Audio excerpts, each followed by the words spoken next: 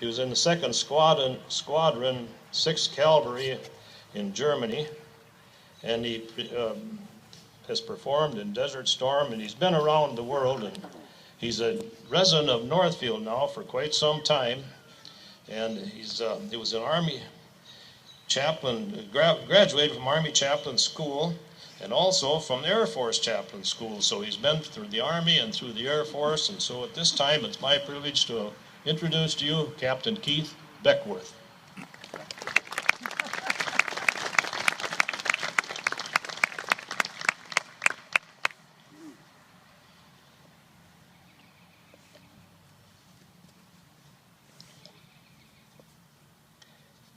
Thank you so much.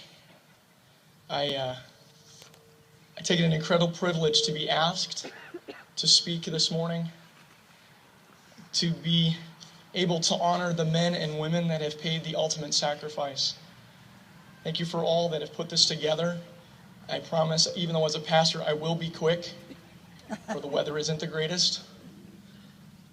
But this morning, I want to tell you a story before I talk about telling your story.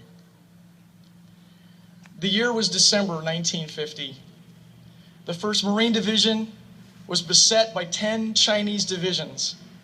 They were in for the fight of their lives. But despite this obvious threat, this story has to do with a simple thing. This simple thing is a Tootsie Roll. When the Marines were requesting supplies back and forth over the radio to command and to the rear, they would use code words to indicate different items, whether it was a tank or a vehicle or equipment or personnel or supplies that they needed or ammunition. In this particular instance, the code word for 60mm mortar rounds was Tootsie Rolls. They were running dangerously low of these mortar rounds, and because of this, one of the Marines was on the radio, calling back to the rear. He was requesting more 60mm mortar rounds. The only problem was the guy in the rear didn't understand the code and really thought he was asking for more Tootsie Rolls. So lo and behold, believe it or not, the next morning, pallets of Tootsie Rolls were airdropped into the Chosin Reservoir to the men that were there fighting off these Chinese for their lives. Now here's the interesting thing. The Chosin Reservoir would get anywhere from 20 to 50 degrees below zero. Tootsie Rolls would freeze. Water would freeze. Their hands, their feet, their bodies would freeze. But you know what? The Tootsie Rolls were a blessing in disguise, because this single sweet treat, after about 20 minutes, you could chew it, and it provided them the energy and the sugar that was necessary to continue the fight.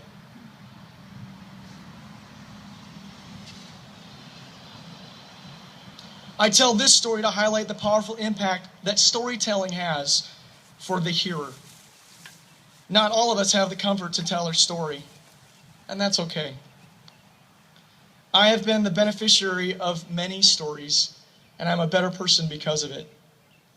My father is here today, my father-in-law, my brother could not make it, but I can trace my military history all the way back to the Civil War. I won't tell you which side we fought on.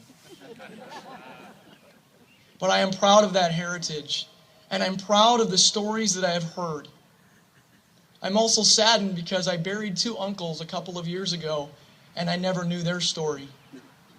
I had to Google to find out, and as I'm Googling, I find out one of my uncles was a member of a unit that pushed in during the invasion in Normandy and received the Silver Star for gallantry. For just a brief moment today, I would like to encourage you, my friends that have served, to tell your story. I understand what it means to tell your story. I understand that the telling can conjure up pains and sights and sounds and smells and tragedies and loss.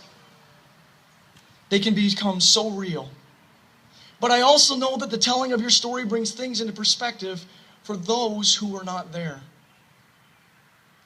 You see, your story brings hope that you made it home. Your story is history because you were there, and no matter what kind of history revisionism happens, that can't change that happened.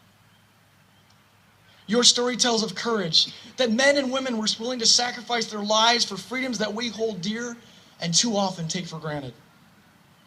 And most importantly, when you tell your story, future generations will know the courage and sacrifice and character that comes from a unique portion of society that serves their country in the military service.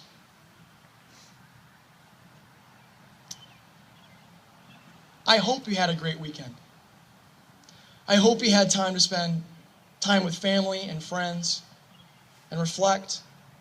But I want to tell you something, and I want you to understand very clearly this morning. This day, as so eloquently put by the Legion Commander, is not about brats and burgers and beer and beaches.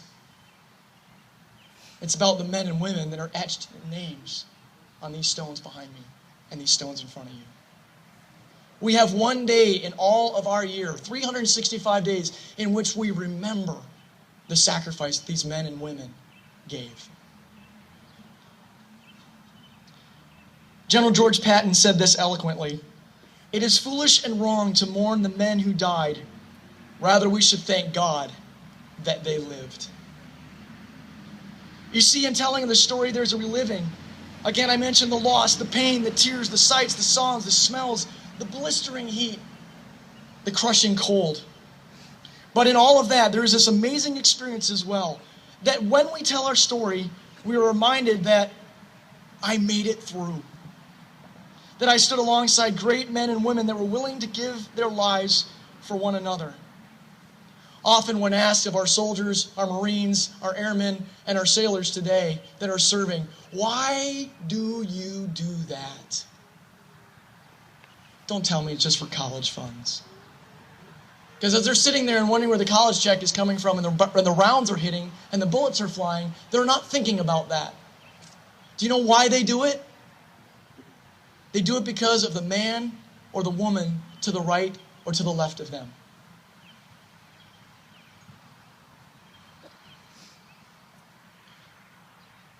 Memorial Day is not solely about those that came before us, great men and women, but it is about those that will come after us and what we will pass on. I was sitting and watching TV with my son a couple of months ago as I'm stewing and prepping and trying to put this message together.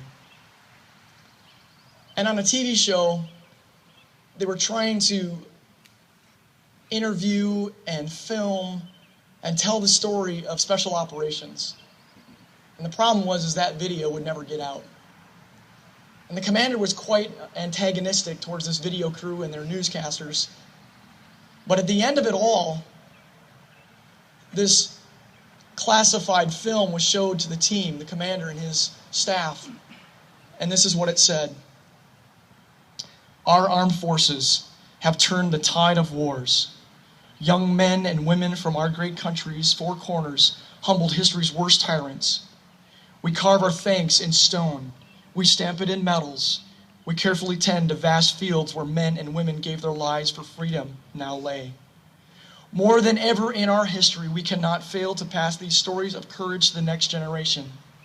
We must capture their imaginations while paying tribute to those willing to give the ultimate sacrifice for the preservation of our way of life." If you are able to, tell your story. If you're the recipient, listen to a story.